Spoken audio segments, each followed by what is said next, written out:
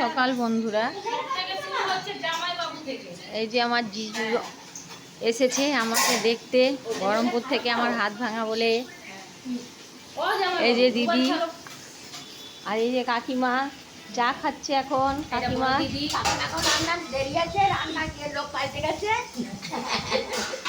আচ্ছা, রান্নার কি হবে কাকিমা রেসিপি? হ্যাঁ, ডাল, হ্যাঁ, আলু ভাজা। আচ্ছা, আর কিছু না? আমের চাটনি আর পনির?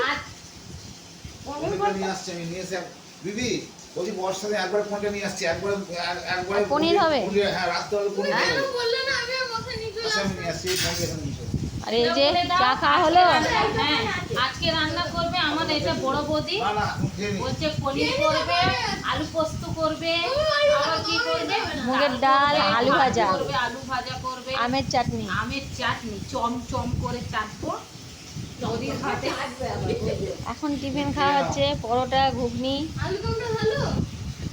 এই যে দাদা ভাই এসেছে কালকে, এই দেখো না দাদা।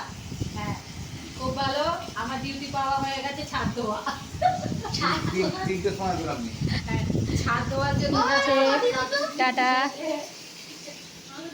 এখন আমরা সব খাওয়া দাওয়া করি। কেমন লাগলো কমেন্ট শেয়ার করবেন।